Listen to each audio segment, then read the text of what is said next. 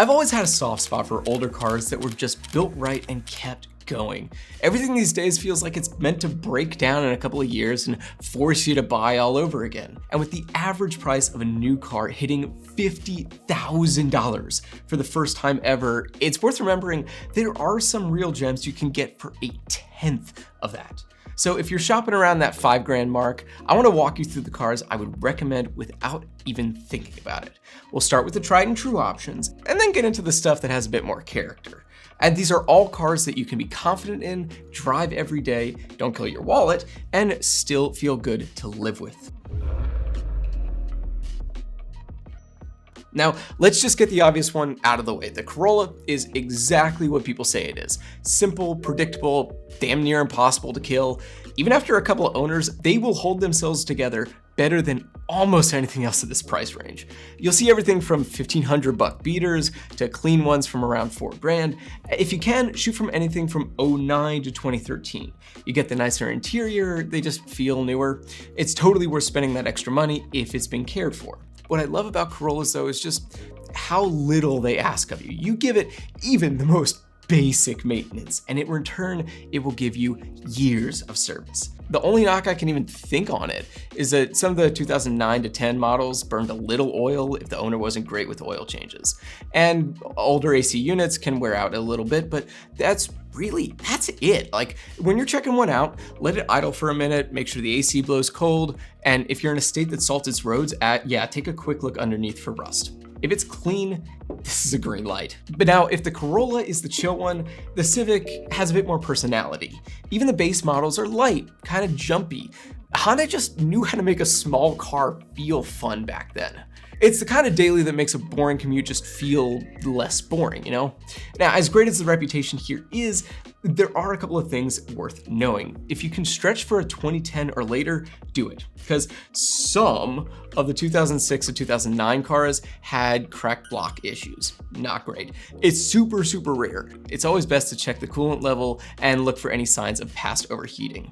And obviously neglected automatics there can shift a little bit rough. So take it over a few speed bumps, get it up to highway speed, and if it is quiet and smooth, you got a winner. But if you want calm, this is the calmest. An 07 to 2011 Camry is pretty much the definition of vibes. Soft ride, quiet cabin, big, comfortable seats. It's a car that will force you to chill out, whether you want it to or not. Even a cheap 04 or 05 will still drive great. It'll just feel a little dated.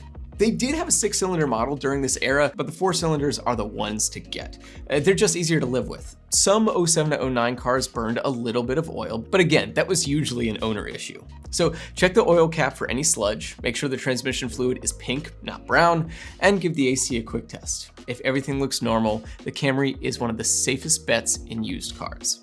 And rounding out our easy picks, we have the Accord. Accords age better than almost anything else in this price range. Even with high miles, they're not gonna budge, they're not gonna rattle, the steering is solid, the cabin holds up well, and the engines, these things are overbuilt. They are gonna keep chugging forever. And again, the 4-cylinder, that's the one to go with. V6s are fun, no doubt, but some of the earlier ones had transmission issues. It is not worth playing that game.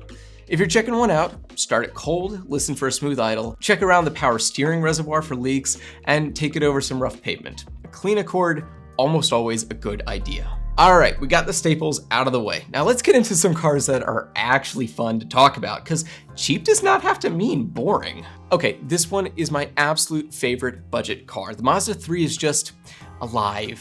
The steering feels good, the chassis playful, the whole car feels eager. Look, I know that sounds weird, but if you've driven one, you know what I mean. This thing has personality. If you want something that makes driving a little more fun without costing a dime extra, this is it. The engine and transmission are amazing.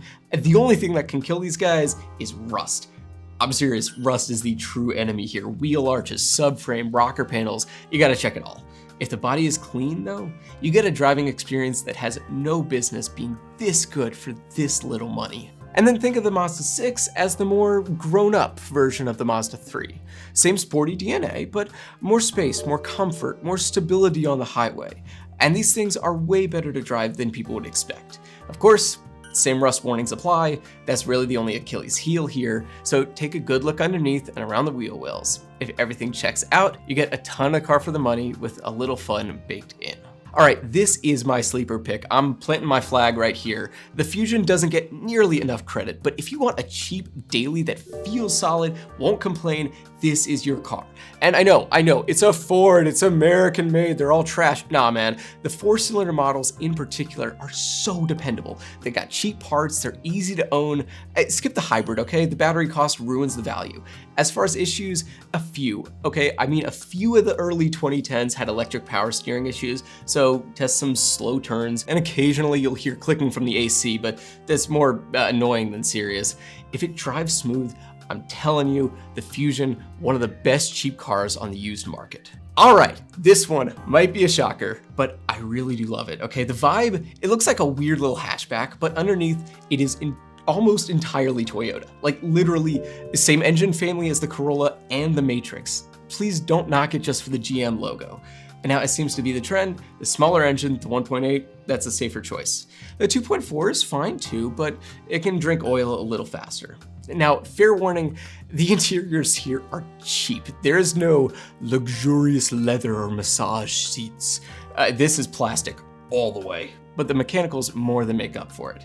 Check the hatch seals for leaks, give the CV boots a quick look, and of course, check for rust underneath. If it's clean, you're basically getting Toyota reliability with a smaller price tag. All right, now let's step it up a little, because maybe you want something nicer, something with genuinely good seats, smooth power, a little comfort baked in. Sounds crazy, but you can absolutely have that for $5,000. Now the TL is the go-to if you want something nice without paying luxury car money. Smooth V6, great steering, comfortable seats. It feels like a car that was built with care. And obviously it's a Honda underneath. Now, transmission health is the fear here. The 07 to 08 window is the safe one, but you want to make sure that the downshifts are smooth and there's no hesitation. Also, check around the power steering pump, ask about the timing belt, because a well-maintained TL feels way more expensive than it is. It's one of the best value cars in this whole video. But if comfort is the priority, this is the one. The Lexus ES is basically a Camry that grew up and started wearing ties to work. It's a super quiet cabin, okay? Smooth ride, soft everything, really pleasant to live with. And any issues here are small. Motor mounts, power steering hoses, maybe a seat motor, nothing catastrophic at all. On a test drive, feel how the car behaves when you're stopped in gear and listen to the steering at full lock. If everything feels normal, the ES is one of the easiest long-term cars you'll ever own. All right, last one, and this is the only car on the list where you need to be a little picky, but I just couldn't resist, okay? The Forester is perfect for people who want space, visibility, and proper real all-wheel drive. It's friendly, it's roomy, it feels built for daily life. You can even take it off-road, it will keep up. It's the only thing on this list I'd drive over a rock. And it is a real but, okay? Subis of this era are known for head gasket issues. Not every single one, but enough that you don't want to ignore it. Sunburn oil and wheel bearings wear earlier than you'd expect. If the service history is clean, the cooling system looks good, and it feels smooth on tight turns, these can be great. Just please do not buy a neglected one. This is the only car on this list where you really should walk away from anything sketchy. And before we wrap up, there are a few things that I just stay away from at $5,000, full stop. High mileage German luxury, that's the big one. Older BMWs, Audis, big Mercedes sedans, yeah, they're fun, but they're a time bomb, okay? Sooner or later, you're gonna get a repair bill that's more than the car is worth. I guarantee you. Early Nissan CVTs, that's another hard no. They're cheap, but they are cheap for a reason. Terrible QA on those things. And if you see something listed way under market, super low mileage, modern, a fancy turbo SUV, whatever, that usually means something expensive is hiding under the hood. Next to a house, a car is the most expensive thing people own.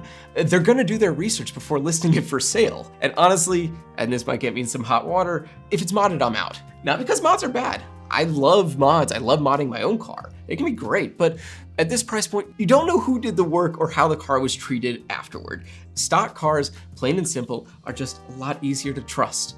And the goal with a daily is for it to be always on the road. not up on blocks. But at 5 grand, the badge on the hood doesn't matter nearly as much as how well the last owner took care of the car. A well-maintained cheap car will always build a poorly maintained good brand, okay?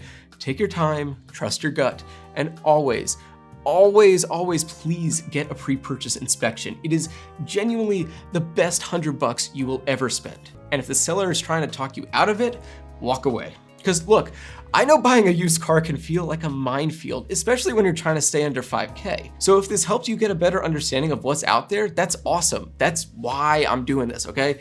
And I'm gonna be covering all sorts of car stuff on this channel. The fun stories, the weird history, the hidden gems, the cars worth your money, all of it. So if that sounds like your vibe, stick around. I've got a lot more coming, and I think you're gonna like where this goes. Take care, everyone, and I will see you in the next one.